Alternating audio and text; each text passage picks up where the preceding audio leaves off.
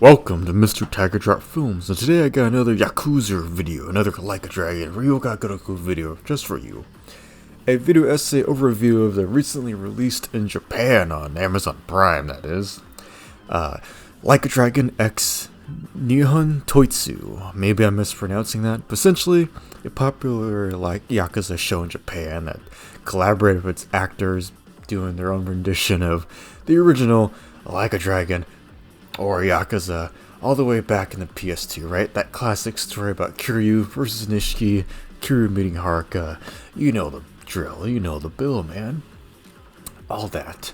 Retold in the form of 3-hour-long episodes, and like I said, only released in Japan, but here's a really nice YouTuber I found that was able to post the first episode. There's no English subtitles yet, from my understanding, but again, if you're Like a Dragon fan, you know how the story goes, so the fun is just kind of watching it, seeing the latest live-action rendition, and how it all plays out. So here's my quick overview of the first episode, to celebrate 21-ish years of Yakuza. Now, with all that being said, is it better than that last Amazon show? By a mile, but you don't need me to tell you that. You can figure it out yourself, because you're smart, my dear viewer.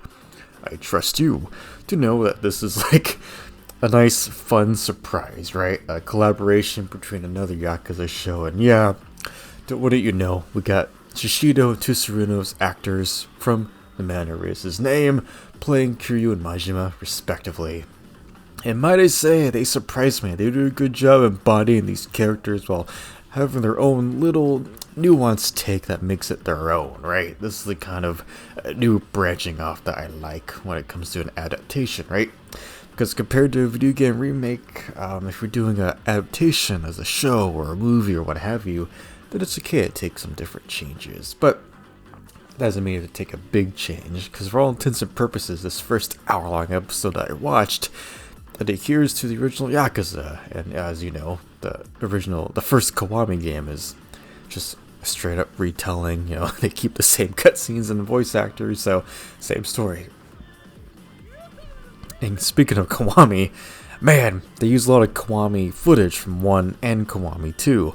Now, is that a problem? No, I think it's more endearing here, and I get what they're going for. Again, this is, from my understanding, a collaboration of an already established, own crime drama Yakuza show, just using those actors to play, Kiryu, Majima, and what have you. So I get it if they just wanted to keep it more low-key, low-budget, and that's fine. And the thing is, this being low-budget and using footage from the Kiwami versions of the original 2 games, just background Kamurocho, NPC footage, environmental footage, it's fine here. And I still can't believe that Kiwami 1 and 2 are 10 years old, right? That makes the difference between those games and Kiwami 3 that much more apparent, good god. But nonetheless, you get a lot of jokes, right? Using real game footage, you even get a few shots of video game Kiryu in there if you look hard enough. You get some jokes of this Kiryu doing some light sub-story, just text boxes with no dialogue coming in his mouth, just mouthing some words. You get the heat auras. You even get, I'm trying to remember if it was Stamina X or a different, healing drink in the game, but it was there. Majima gives Kiryu a healing drink. It's funny. He uses the big cone, haha. Some other funny gags that I really appreciated. And all in all, when it comes to just adapting the more silly aspects, or just, the actual gameplay of the original Yakuza, I like it. Even if it's a Kiwami counterpart being referenced, it's all there. Even a few musical tracks from the Kiwami version as well. And, sorry, I drank a little bit, drinking the extra stout Guinness while watching this, so I'm on my 3rd one recording this audio. Bear with me. When it comes to the cast, we got Kazuhiro Nakaya playing Nishiki, right? I think that's, if anything, that's like, he could do this role in his sleep. That's how good he is at it. And for all intents and purposes, this, weird collaboration, this, ethereal collaboration it really does stick to the original Yakuza. There's a nice scene where we get to see Nishiki actually getting a phone call about Yumi getting kidnapped by Dojima. That was interesting. And there's a few little touches like that, and of course, it's not that they cut down on scenes, just they're adapting it for a TV show. So a lot of scenes don't have to necessarily run on as long as they do even in the original PS2 game, but it's all there, right?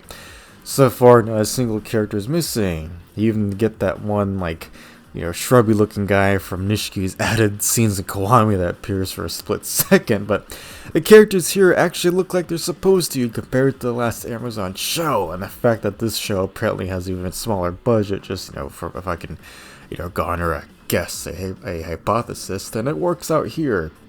Shimano looks like Shimano, Nishiki, of course, looks like Nishiki.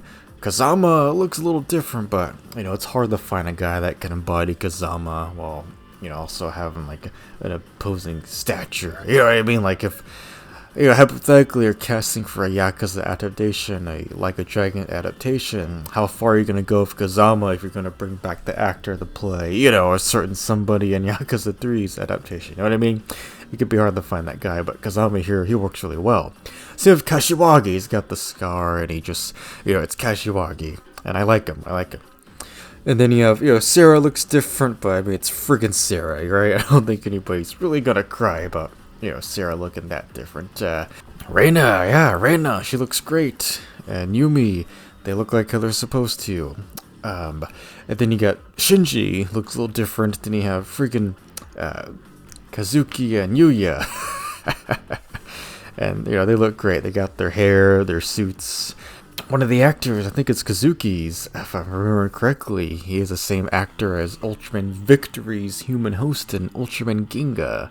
If you're an Ultraman fan, then you know, right? Kazuki's actors, the different guys who've played Kazuki over the years have always popped up in some Ultraman show, so good stuff there. Who else appeared in this first episode? I'm trying to think. We got Majima, of course. I talked about him. His scenes are pretty much verbatim for the original game, of a few jokes from Majima everywhere. Oh yeah, you got the freaking Peace Finance guy, whatever his name is. The first guy that Kira beats at that first jobber.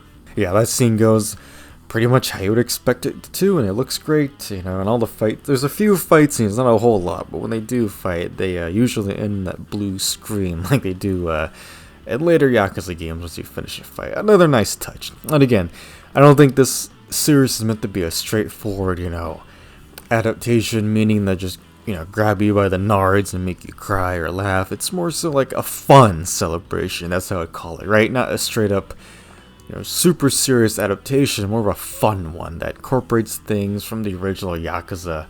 And I think it works just fine, right? It's fun. They use shots of Shishido actor playing Kiryu just in front of a green screen. It's goofy, and there's a lot of, just random cuts to actual footage from the more Dragon Engine games and Kiwami 1, and that's just fine, right? I mean, I get what they're going for. It's a fun celebration, and it's only 3 episodes, and the fact that they're able to tell, from what I can gather, the original, Ryoga Gotoku in just 3 1-hour-long episodes, and that's pretty impressive, right? Of course, like I said, some scenes are going to be a bit breezier than they are in a video game, because again, this is a movie, right?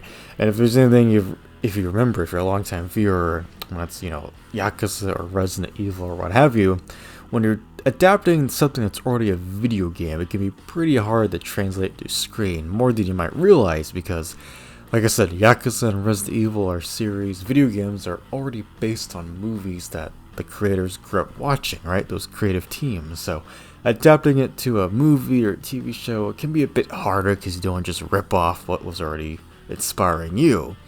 So with that in mind, I can see why, just kind of breezing through the original Yakuza story, like the whole funeral fight isn't really a fight in this case, just more of a chase to get out of there, and Date saves Kiryu, of course. Oh yeah, Date's how I'd imagine him to be in this adaptation. The key here is that even if, obviously these aren't video game characters or real people in this version, they at least have their outfits for the most part, and that's a good key thing, right? Like Kazama has his cane, Date has his jacket, or his suit coat, overcoat, and even Shinji has his overcoat once the time skip happens.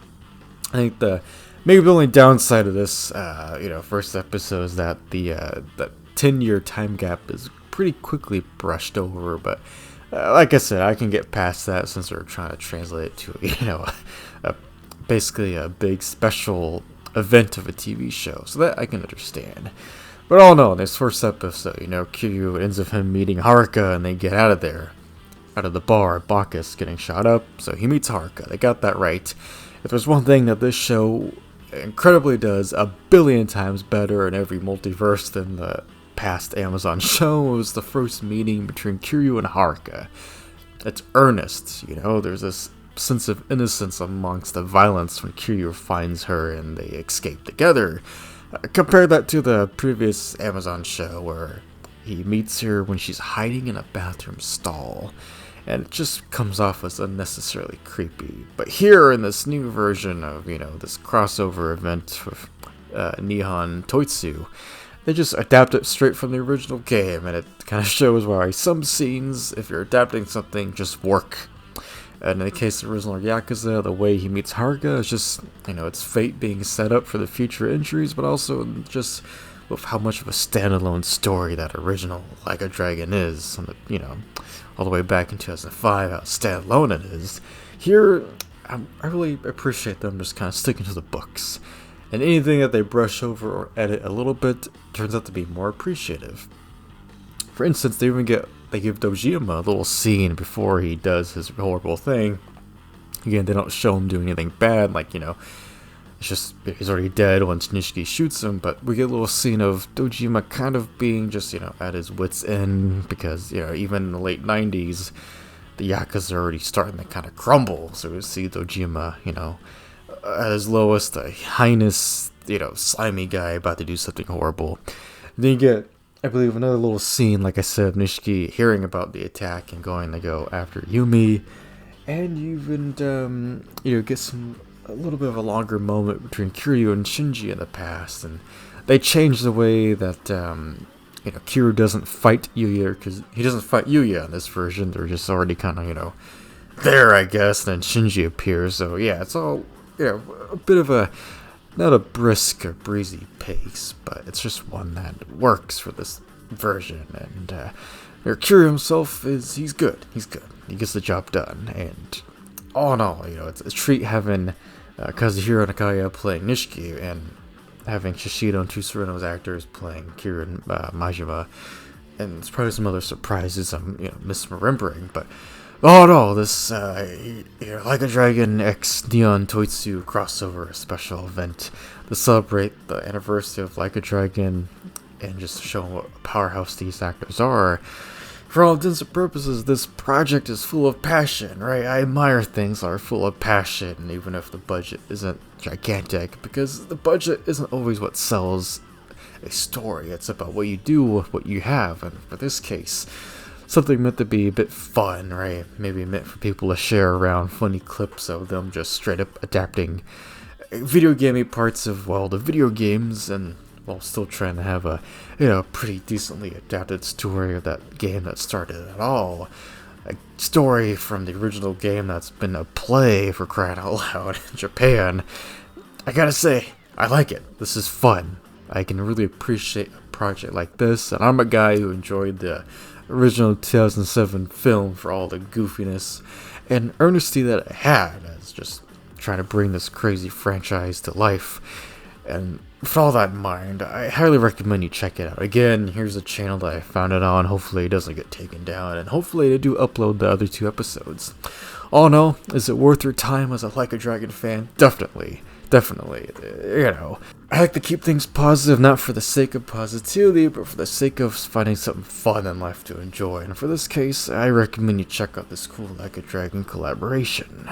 It might just be worth your time and give you something to chat about with your fellow Yakuza fans. I read Mr.TDF Films. Hopefully you enjoyed this quick review. Share, subscribe, all that. Tiger drop the like button.